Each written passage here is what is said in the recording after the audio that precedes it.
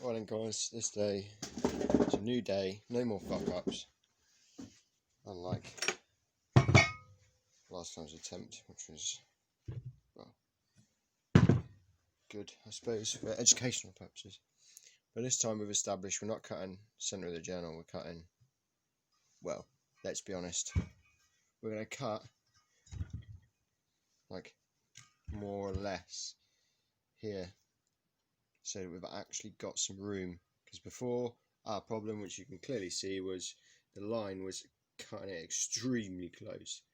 And if you remember, we still had some machining to do, so that's no good. So we're going to include on our dummy test set of cylinder head, include these four, so we'll have another 4 on the others. But yes, we're cutting across here. We'll just start here, I suppose. I'm not going to fuck around with the bucket because, you know, it's like valve stems and shit, but we'll cut about here, and we'll see how that goes, see what turns out.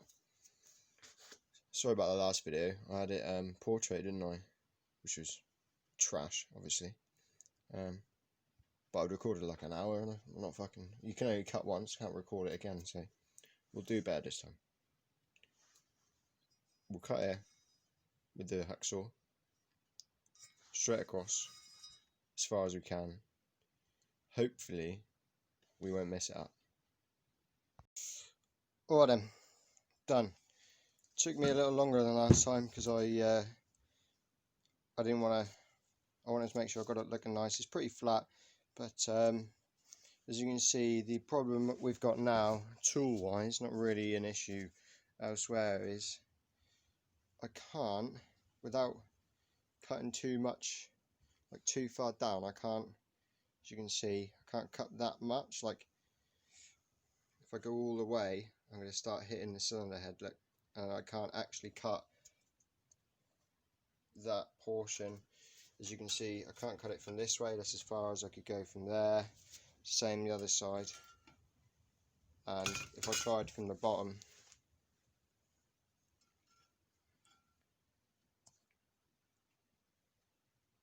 I've just proved myself wrong. Didn't even think about that. What an idiot. Oh, it's not a tooling problem. We probably could do it. Yeah, we could do that cleanly, but it's just a pain. I might... Right, we proved we can do it. I'm an idiot. However, it would be much more accurate if we do it in one big cut. So I might try and get a saw with a larger, I don't know what you call that, larger cut depth. Whatever, but we can do it. I'm just lazy, I suppose.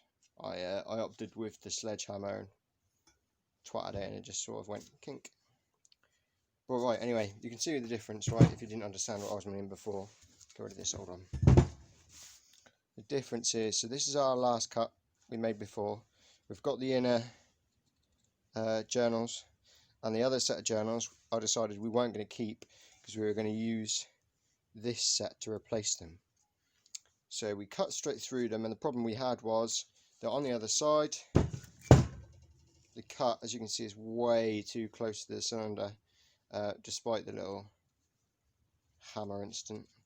But the cut's way too close, and we would have needed to take more material off at the top, up here, look, to take it flush, and that would have cut into the cylinder, and that would have been that ruined. So the second attempt is I've chosen to cut to the left or right, whichever way you want to think of it, but on this instance it's left, cut to the left of that journal, and pretty much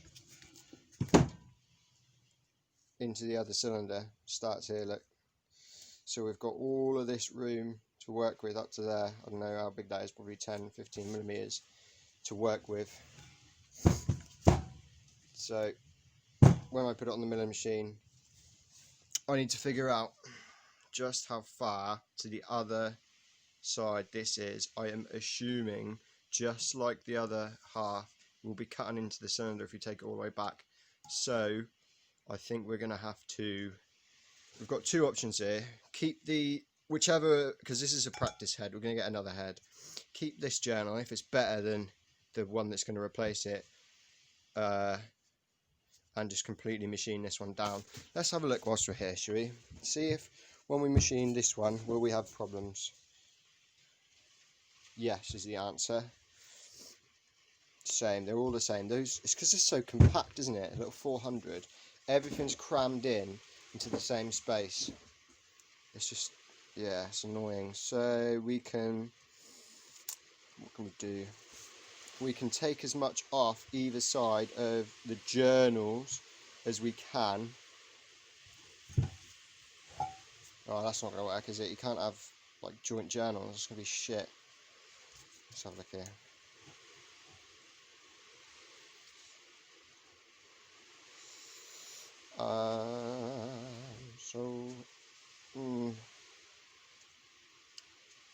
One of these has got to go, or we're going to have to do some sort of fancy joining, or just do it like this and have a step between the cams. That might work. Yeah, that might work. Or let's have a look.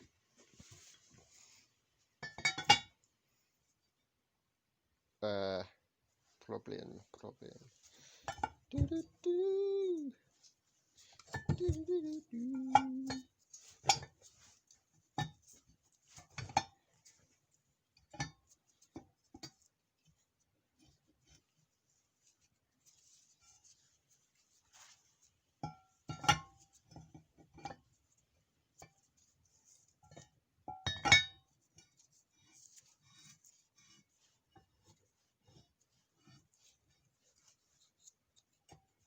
Nah, I don't know. I don't know. It is a very tricky one, this. Ooh, what about if we use a Dremel and get rid of one of these? So we'll flatten it, we'll take as much off as we can back to the edge of the cylinder, butt this one up. Obviously this middle piece is getting gone, and we'll Dremel this bearing piece out. Will that work? No, that's not going to work. Oh, let me think about this. Comment down and see what you think, because I'm stumped.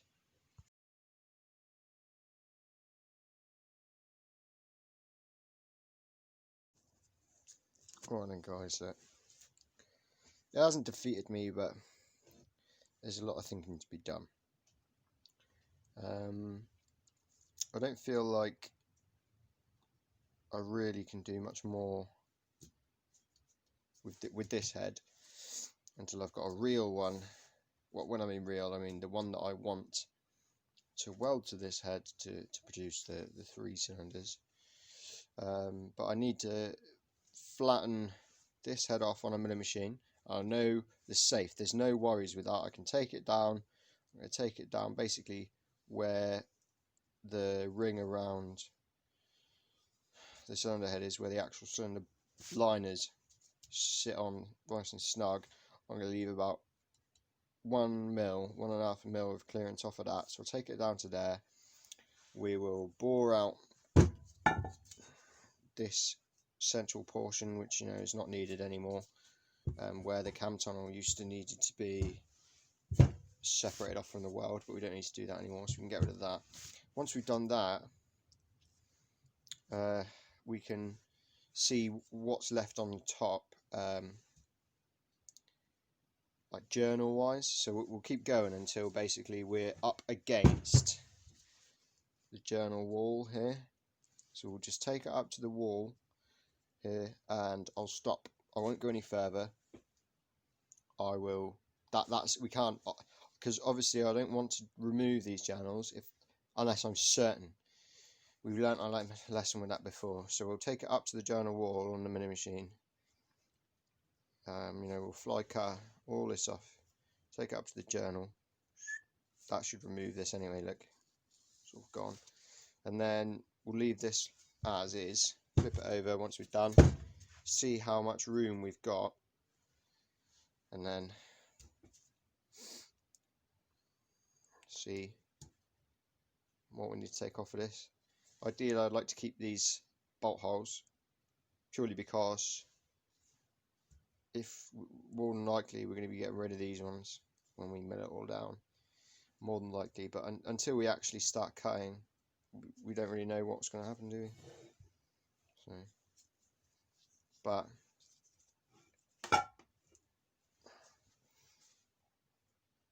that's how does it cool, doesn't it? But believe it or not, this is how the Honda, the 250cc 4-cylinder Hondas look. They've got a chain in between, like one and 3 cylinders. It's really weird. But theirs isn't a cam chain. Theirs are gears, aren't they? But yeah, just weird. It looks odd, doesn't it? Kawasaki's got theirs on the end, on the newer ones. So it's just like a normal car cylinder head, with a cam chain on the end. Yeah, but this will look good, won't it? Another 2 cylinders here. Imagine that though, 5-cylinder. That'd be mental. Right, anyway, that's enough for today. I've done my work. We've chopped it up. That's that. For the time being, to stop all the parts going rusty, I've stuck them on the pallet they came in. Bit of tarpaulin over it, just in case. Oh, and the door's absolutely shagged. The springs that have little runners on each side collapse. The wire just bing, snapped, and springs went everywhere. There's stupidly heavy springs because it's a heavy door in it. So, but yeah, that's broken. But well, another problem, mate. Right, see you in the next one.